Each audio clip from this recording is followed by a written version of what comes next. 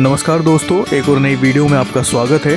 और आज हम लोग आए हुए हैं मैहर की माँ शारदा भवानी के दर्शन करने के लिए मध्य प्रदेश के सतना ज़िले के मैहर शहर में। मैहर में माता शारदा भवानी का जो स्थान है वो त्रिकूट पर्वत के ऊपर है, जो कि लगभग 600 मीटर की ऊंचाई पर स्थित है। तो हम लोग भी माता शारदा भवानी के दर्शन करने के लिए मंदिर में प्रवेश कर रहे हैं। हम अभी जो डोली है उसका यूज़ करेंगे। वैसे तो यहाँ पर 1000 से ज़्यादा सीढ़ियाँ हैं जिन्हें चढ़कर भी आप मैहर की माँ शारदा भवानी के दर्शन के लिए ऊपर जा सकते हैं, पर हम लोग यहाँ पर डोली का इस्तेमाल करने वाले हैं और डोली के थ्रू ही हम लोग ऊपर जाएंगे और माँ शारदा भवानी के दर्शन करेंगे। डोली में बैठने के लिए भी भक्तों की काफ़ी भारी भीड़ यहाँ पर देखने को मिलती है। सभी लोग यहाँ पर लाइन लगाकर खड़े हुए हैं, अपनी बारी का इंतज़ार कर रहे हैं।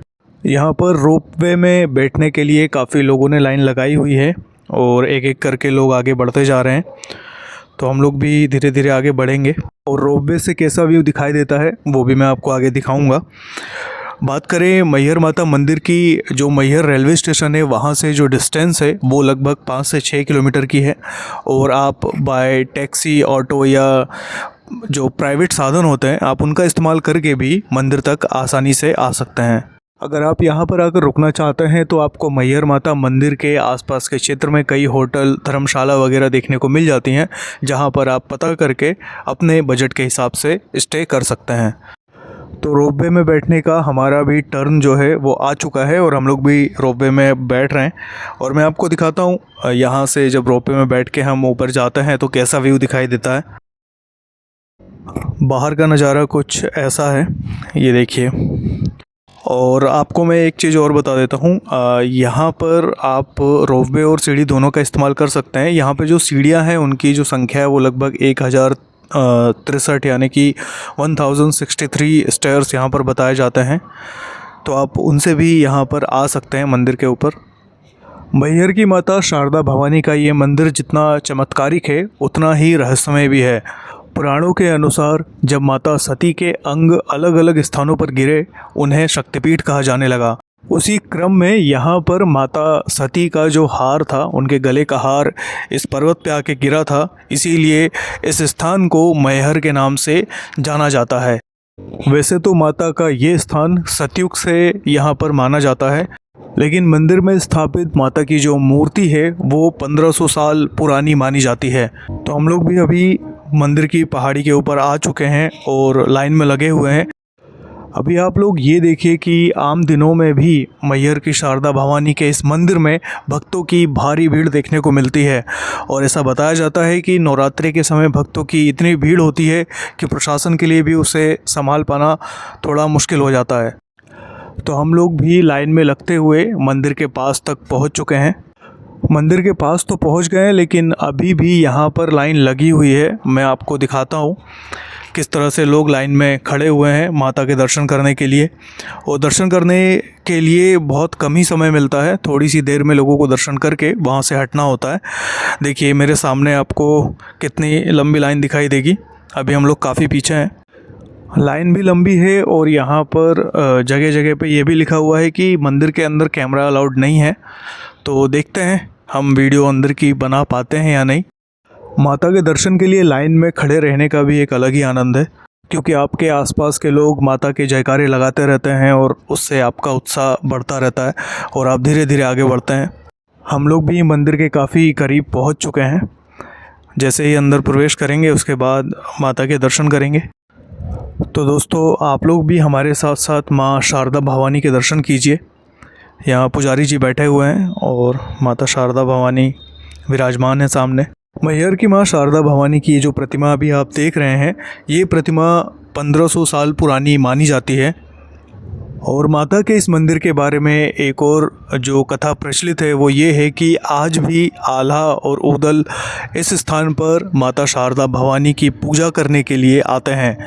मंदिर का पट जब भी सुबह खोला जाता है तो सबसे पहले आल्हा यहाँ पर माता शारदा भवानी की पूजा करके जा चुके होते हैं।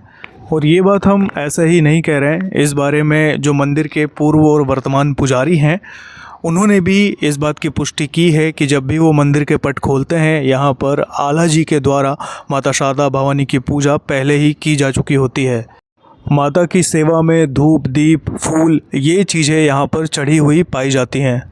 मंदिर के पुजारी जी ये बताते हैं कि जब भी वो सुबह 4 बजे यहाँ पर आकर माता का पट खोलते हैं तो उन्हें ये चमत्कार देखने को मिलता है। लोगों के बीच में ऐसी मान्यता भी है कि जो आल्हा हैं आज भी उनकी मृत्यु नहीं हुई है। माँ शारदा भवानी ने आल्हा की तपस्या से प्रसन्न होकर उन्हें अमरता का वरदान दिया है और आल्हा जी जो थे वो माता शारदा भवानी के एक अनन्य भक्त थे, इसीलिए वो आज भी माता शारदा भवानी के इस मंदिर में आकर सबसे पहले उनकी पूजा करके चले जाते हैं। माँ शारदा भवानी मंदिर के जो पूर्व पुजारी जी थे, पंडित देवी प्रसाद जी, उन्होंने ये तक बताया है कि यहाँ पर उन्हें एक बार बहुत ही विचित्र प्रकार का फूल माँ शारदा भवानी के चरणों में चढ़ा हुआ मिला था और ऐसा फूल उन्होंने अपने जीवन में कभी नहीं देखा था। हमारे देश में आज भी इस तरह के कई मंदिर हैं जो कि इस तरह की चमत्कारिक घटनाओं के साक्षी हैं। तो माता शारदा भवानी के इस अद्भुत दर्शन के बाद हम लोग चलते हैं मंदिर के बाहर और मंदिर के बाहर यहाँ पर आपको औरतें जो हैं, महिलाएं, अधिकतर महिलाएं ही यहाँ पर जो मन्नत मांगने के लिए अपने हाथों के पंजे यहाँ दीवारों पे लगाती हैं या स्वास्तिक का निशान बनाती हैं। तो यहाँ पर हमें भक्तों की जो आस्था है वो देखने को मिलती है जो कि माँ शारदा भवानी के ऊपर है। ऐसी मान्यता है कि माँ शारदा भवानी के इस दरबार से कभी भी कोई भी खाली हाथ नहीं जाता है।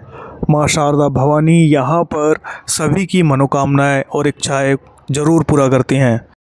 भक्त अपनी मनौती को मांगने के लिए यहाँ पर उल्टा स्वास्तिक बनाते हैं और जब मनौती पूरी हो जाती है तो यहीं पर वापस आकर वो सीधा स्वास्तिक भी बनाते हैं। तो हम सभी लोगों ने माँ शारदा भवानी के दर्शन कर लिए हैं और अब हम यहाँ से जाने वाले हैं। तो मैं आपको एक बार जो मंदिर के आसपास का व्यू है वो दिखा देता हूँ। मुख्य मंदिर के आसपास यहाँ पर आपको छोटे छोटे कई अन्य मंदिर भी देखने को मिल जाएंगे जहाँ पर पुजारी जी बैठे रहते हैं और आप उनसे प्रसादी वगैरह ले सकते हैं। मंदिर के अंदर समय समय पर प्रसाद का वितरण भी किया जाता है और उसी तरह का एक यहाँ पर भी स्टॉल लगा हुआ है जहाँ लोगों को प्रसाद दी जा रही है। तो हम सब लोगों ने भी यहाँ पर बैठकर प्रसाद ग्रहण किया और प्रसाद को समाप्त करने के बाद हम लोग आ गए हैं रोपवे के पास और रोपवे के थ्रू ही हमें नीचे जाना है। तो अभी लाइन में लगे हुए हैं, जैसे ही हमारा टर्न आएगा तो हम रोपवे में बैठ के नीचे की तरफ जाएंगे। तो आपको हमारी ये वीडियो कैसी लगी आप हमें कमेंट करके ज़रूर बताइएगा। हम आपको मिलेंगे इसी तरह की एक और नई वीडियो में। तब तक के लिए जय सिया राम।